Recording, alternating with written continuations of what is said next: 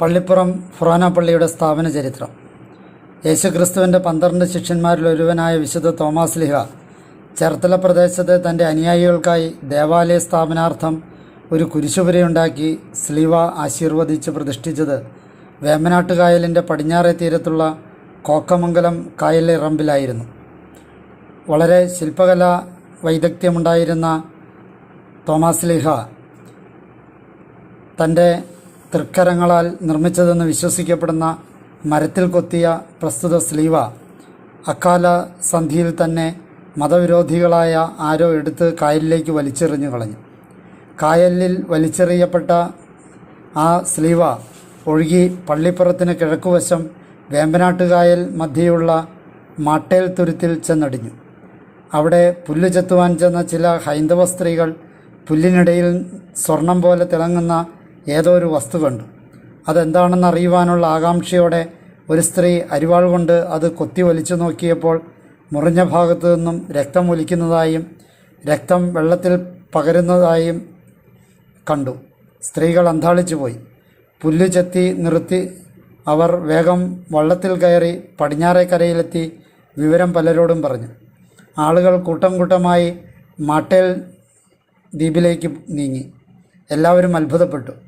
ഇപ്പോഴത്തെ പള്ളിപ്പുറം പള്ളിക്കടവിൻ്റെ എതിർവശം കിഴക്ക് ഭാഗത്തായി മാട്ടേൽ തുരുത്തിലെ സെൻറ് തോമസ് ദേവാലയം സ്ഥിതി ചെയ്യുന്ന സ്ഥലത്തായിരുന്നു ഈ അത്ഭുതം സംഭവിച്ചതെന്നാണ് ഐതിഹ്യം. ഇത് ചെവിയോട് ചെവി പറഞ്ഞ് വിവരമറിഞ്ഞ് പള്ളിപ്പുറം കരയിലെ ക്രിസ്ത്യാനികൾ മാട്ടേൽ തുരുത്തിലെത്തി. പ്രകാശമാനമായ ആ വസ്തു തങ്ങളുടെ ആരാധ്യപുരുഷനായ തോമാസ് ലീഹായിൽ സ്ഥാപിച്ച സ്ലീവയാണെന്ന് മനസ്സിലാക്കി അവർ ഭക്തി ബഹുമാന പുരസ്സരം അതെടുത്ത് ഒരു ക്രിസ്തീയ ഭവനത്തിൽ സ്ഥാപിച്ചു. പിന്നീട് ഈ സമ്പൂജ്യ വസ്തു ഈശ്വര ചൈതന്യമുള്ള ഒന്നായതുകൊണ്ട് സ്ത്രീ പുരുഷന്മാർ വസിക്കുന്ന ഗ്രഹങ്ങളിൽ വച്ച് സൂക്ഷിക്കുക യുക്തമല്ലെന്നും ഒരു ദേവാലയം സ്ഥാപിച്ച് അവിടെ സൂക്ഷിക്കേണ്ടതാണെന്നും പ്രത്യേകം വിളക്കുവയ്പും പ്രാർത്ഥനകളും മറ്റും നടത്തി ആരാധിക്കേണ്ടതാണെന്നും അവർക്ക് തോന്നി. അധികം കഴിയാതെ പള്ളിക്കടവിനടുത്തു തന്നെ വഴിയരികിൽ ഒരു ചെറിയ ദേവാലയം സ്ഥാപിച്ച് ഈ സ്ലീവ അവിടെ പ്രതിഷ്ഠിച്ചു. ക്രമേണ അത് ക്രിസ്ത്യാനികളുടെ പൊതു ആരാധനാ സ്ഥലമായി തീരുകയും ചെയ്തു. ഇപ്രകാരം ഇന്ന് പള്ളിപ്പുറമെന്നും പണ്ട് ഐരാണിക്കുളമെന്നും പറയപ്പെടുന്ന പ്രദേശത്ത് ഇപ്പോൾ കുളത്തിലമ്പലം എന്ന പേരിൽ അറിയപ്പെടുന്ന പുരാതന ക്ഷേത്രത്തിൽ നിന്നും കിഴക്കേ കായൽ തീരത്തേക്കുണ്ടായിരുന്ന വഴി ചെന്നെത്തുന്ന കായൽ തീരത്ത് പ്രഥമ ദേവാലയം ക്രിസ്തുവർഷം 52 തന്നെ രൂപം പ്രാപിച്ചുവെന്ന് കരുതപ്പെടുന്നു. വിസ്തൃത കോക്കമംഗലം ഗ്രാമത്തിലുള്ള എല്ലാ ക്രൈസ്തവരുടെയും പ്രഥമ ദേവാലയവും ആരാധനാ കേന്ദ്രവുമായിരുന്നു ഇത്. പിൽക്കാലത്താണ് സൗകര്യാർത്ഥം കുറെ കൂടി ഉള്ളിലേക്ക് മാറ്റി ഇപ്പോൾ പള്ളിപ്പുറം ഫൊറോന പള്ളി സ്ഥിതി ചെയ്യുന്ന സ്ഥാനത്ത് പുതിയ ദേവാലയം സ്ഥാപിക്കപ്പെട്ടത്. ആ ദേവാലയം പല പ്രാവശ്യം പരിഷ്കരിക്കപ്പെട്ടിട്ടുള്ളതാണെന്ന് ചരിത്രരേഖകൾ തെളിയിക്കുന്നു. ഇപ്പോൾ കാണുന്ന പള്ളി പോർച്ചുഗീസുകാരുടെ വരവിന് ശേഷം നിർമ്മിക്കപ്പെട്ടിട്ടുള്ളതും ഈ അടുത്ത കാലത്ത് പുനരുദ്ധരിക്കപ്പെട്ടതുമാണ്. ഈ പള്ളിയുടെ പൂർവ്വരൂപം കിഴക്കേ കുരിശുപള്ളിയാണെന്ന് ഇപ്പോൾ വിളിച്ചുവരുന്ന പള്ളിപ്പുറത്തെ പ്രഥമ ദേവാലയത്തിൻ്റെ മാതൃകയും ഹൈന്ദവ ക്ഷേത്രങ്ങൾ പോലെ തടികൊണ്ട് മാത്രമായിരുന്നു പണി ചെയ്യപ്പെട്ടിരുന്നതെന്നും വിശ്വസിക്കപ്പെട്ടു പോരുന്നു. എല്ലാ കൊല്ലവും സെപ്റ്റംബർ 14-ാം തീയതി കുരിശിൻ്റെ പുകഴ്ച തിരുനാളിലെ ദിവ്യപൂജാതി കർമ്മ അനുഷ്ഠാനങ്ങൾ ഇന്നും കിഴക്കേ കുരിശുപള്ളിയിലാണ് നടത്തിവരുന്നത്. വിശുദ്ധ തോമാസ് ലീഹയുടെ കുരിശ് പ്രഥമമായി സ്ഥാപിതമായത് ഈ കുരിശുപള്ളിയിലായതുകൊണ്ട് ഈ തിരുനാൾ ഇവിടെ സ്മരണീയമായ ഒരു സംഭവമായി പരിണമിച്ചിട്ടുണ്ട്. പോർച്ചുഗീസുകാരുടെ കാലത്ത് 16-ാം ശതകത്തിൽ പരിഷ്കൃത രീതിയിൽ പണി പൂർത്തിയാക്കിയ ദേവാലയത്തിൻ്റെ വൈദിക മന്ദിരവും മുറിത്തട്ടും 1912 പള്ളിക്ക് സമീപം ഇരുനിലകളിലുള്ള വൈദിക മന്ദിരം പണി ചെയ്തപ്പോൾ പൊളിച്ചു മാറ്റപ്പെടുകയാണുണ്ടായത്. പൊളിച്ചു മാറ്റപ്പെട്ട പ്രസ്തുത പള്ളിമേടയിലായിരുന്നു 1.5 ശതാബ്ദത്തിനു മുമ്പ് സുറിയാനിക്കാരായ വൈദികരുടെ പരിശീലനത്തിനായി ഇവിടെ ഒരു സെമിനാരി പ്രവർത്തിച്ചിരുന്നത്. സങ്കീർത്തിയുടെ മുകളിലുള്ള മുറിയിലാണ് പാലക്കൽ ബഹുമാനപ്പെട്ട തോമാ മൽപ്പാനച്ചൻ താമസിച്ചിരുന്നത്. പഴയ പള്ളിപ്പുറം പള്ളിയുടെ പണി പൂർത്തിയാക്കി പോർച്ചുഗീസ് മാതൃകയിൽ അൾത്താരകളും മറ്റും നിർമ്മിച്ച ശേഷം മധുബഹയിൽ മാതാവിൻ്റെ സ്വർഗാരോഹണം സംബന്ധിച്ച പല പ്രധാനപ്പെട്ട ചിത്രങ്ങളും വരച്ചു ചേർത്തു. മാർ തോമസ് ലീഹായ്ക്ക് പ്രത്യേകം പ്രതിഷ്ഠിക്കപ്പെട്ടിരുന്ന തെക്കേ അൾത്താരയുടെ മുകളിൽ മാട്ടേൽ പള്ളിയിൽ നിന്ന് അത്ഭുത സ്ലീവ കൊണ്ടുവന്ന് ആഘോഷപൂർവ്വം പ്രതിഷ്ഠിച്ചു. 1955 ഇവിടെ മണിമാളിക പണിതു. സെൻറ് തോമസ് കേരളത്തിൽ സ്ഥാപിച്ച 7 ദേവാലയങ്ങളിൽ ഒന്നായ കോക്കമംഗലത്ത് പ്രതിഷ്ഠിച്ച കുരിശ് സൂക്ഷിച്ചിട്ടുള്ള പുരാതന ദേവാലയം എന്ന നിലയിൽ പള്ളിപ്പുറത്തിന് അദ്വിതീയമായ ചരിത്ര സ്ഥാനമാണുള്ളത്.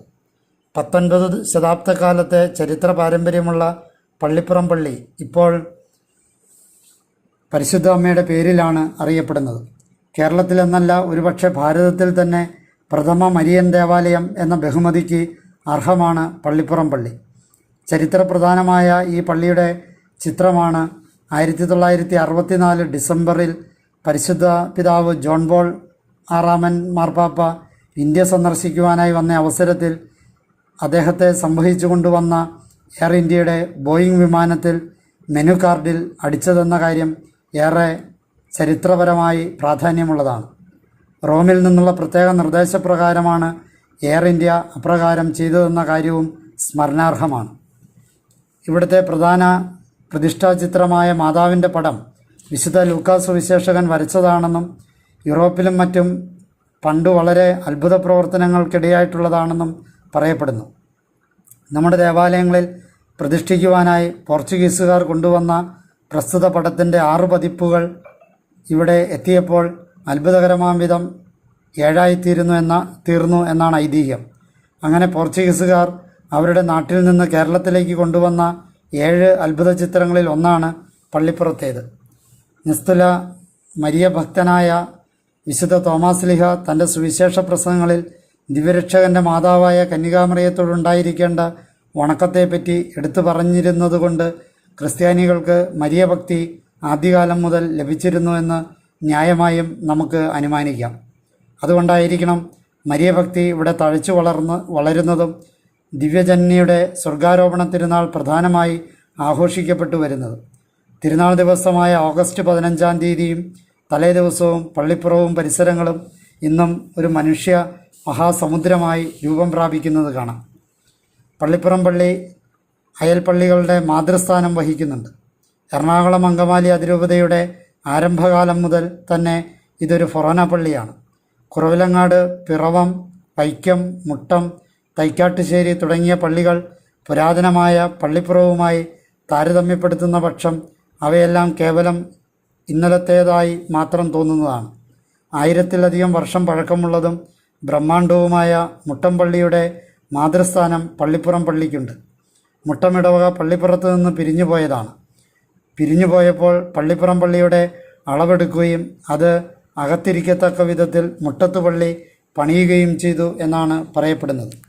വൈക്കം, മൂവാറ്റുപുഴ, തൊടുപുഴ എന്നീ താലൂക്കുകളിൽ നിന്നുള്ള യാക്കോബായ സഹോദരന്മാർ കത്തോലിക്ക ഐക്യത്തിൽ നിന്നും വേർപിരിഞ്ഞവരാണെങ്കിലും ഇടയ്ക്കിടെ മാതൃദേവാലയമായ പള്ളിപ്പുറം പള്ളി സന്ദർശിച്ച് നേർച്ച കാഴ്ചകൾ സമർപ്പിക്കുക എന്നത് വീഴ്ച വരുത്താത്ത ഒരു ആചാരമാണ്. മേലൂസ്, റോക്കോസ് ശീശ്മകളും യാക്കോബായ സഭാസ്ഥാപനവും മറ്റും പലയിടങ്ങളിലും കത്തോലിക്കരെ വഴിതെറ്റിച്ചിട്ടുണ്ടെങ്കിലും പള്ളിപ്പുറം ചേർത്തല പ്രദേശത്ത് അത്തരത്തിലുള്ള യാതൊരു വ്യത്യാസവും ജനങ്ങളുടെ ഇടയിൽ ഉണ്ടായിട്ടില്ല എന്നതും ശ്രദ്ധേയമാണ്. മാതാവിനോടും ശുദ്ധീകരണ ആത്മാക്കളോടുമുള്ള ഭക്തി ഇന്നാട്ടുകാരുടെ മുഖമുദ്രയായി എന്നും എക്കാലത്തും പരിലസിച്ചു പോരുന്നു. ചേർത്തല താലൂക്കിൽപ്പെട്ട ദേവാലയങ്ങളെല്ലാം പണ്ട് മുതൽ തന്നെ പള്ളിപ്പുറം ഫൊറോനയുടെ കീഴ്ഘടകങ്ങളായിരുന്നു.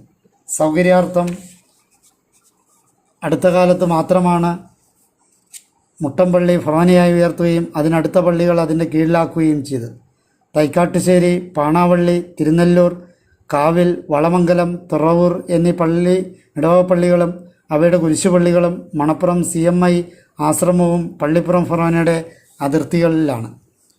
കേരള സുറിയാനി കർമ്മലീത്ത സഭയുടെ സ്ഥാപനത്തിലും വളർച്ചയിലും പ്രസിദ്ധിയാർജിച്ചിട്ടുള്ള ഭാഗ്യസ്മരണാർഹരായ ചാവറ കുര്യാക്കോസ് ഏലിയാസച്ചനും പാലക്കൽ തോമാച്ചനും പള്ളിപ്പുറത്ത് പ്രവർത്തിച്ചുകൊണ്ടിരുന്ന വൈദിക വിദ്യാലയത്തിലെ മൽപ്പാന്മാരായിരുന്നുവെന്നതും 1841 ജനുവരി 16 അന്തരിച്ച ബഹുമാനപ്പെട്ട പാലക്കലച്ചൻ്റെ ഭൗതികാവശിഷ്ടങ്ങൾ ഇവിടുത്തെ വലിയ മധുബഹയുടെ തെക്കേ അരികിൽ സ്ഥിതി ചെയ്യുന്നു എന്നതും പ്രത്യേകം പ്രസ്താവ്യമത്രേ.